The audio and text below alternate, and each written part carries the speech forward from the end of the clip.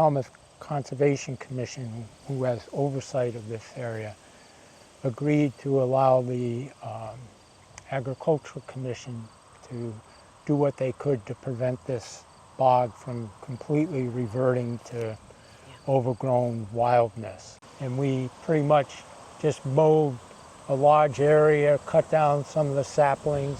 Okay. So this bog is not connected to a water source any longer. So we are completely at the mercy of nature. Of the weather. Of the weather. Yeah. If we get a late frost during bloom, we're out of luck. That's it. And that's what happened last year, is we had that late cold snap, and so there were hardly any berries, and I mean hardly any. This year, weather was in our favor. The bog ditches kept pretty up full of water, and ideal conditions during bloom, and so there's a good amount of cranberries out here to be picked this year. And all these little clumps of trees that you see were large clumps, like that height, and they were all through here, and we spent a good many days and hours cutting them all down, piling them up, and the Falmouth Department, DPW, came and chipped it for us. So now we have to, this winter we'll go out, cut them down again, and keep at it. Here we go. We got a big clump right here. Are you looking for a clump? Yeah.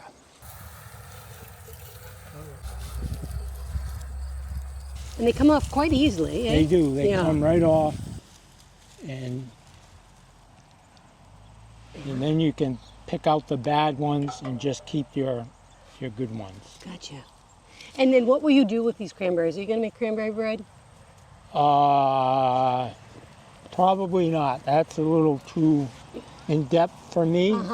So I just throw some in my oatmeal in the morning. Oh, that's a nice idea, actually. I cook some up, and I'll cook some and make a puree, put them in a blender, make a puree, and then I add that to a muffin batter. How long do you think it would take to fill up a bucket? It takes me about an hour to fill up a quart. Okay. The trick is to pick them and put them in your pocket before you eat them. Well, that is a trick. So it used to be that they put sand to make these bogs. They don't have sand being trucked in here, right? The growers have access to sand. Okay.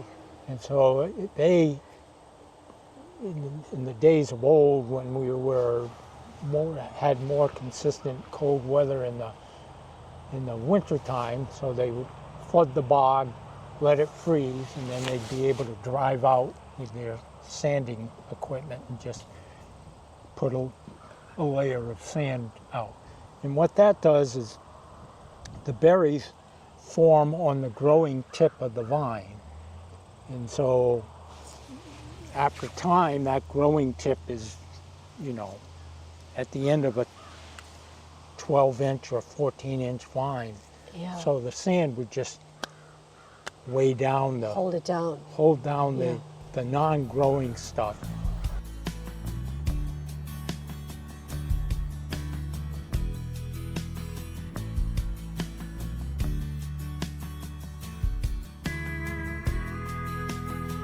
Nice day. Thank you so much. You're so informative. We could spend hours on this, but thank you. Appreciate you and all the work the Agricultural Commission does as well. Well, they have been. I'd like to put a plug in for my agricultural people, and Karen Schwabe, Amy Vickers, Jane Voth, Warren Collins, Jack and Matt Churchill, Jack Simmons. Absolutely. All make it come together.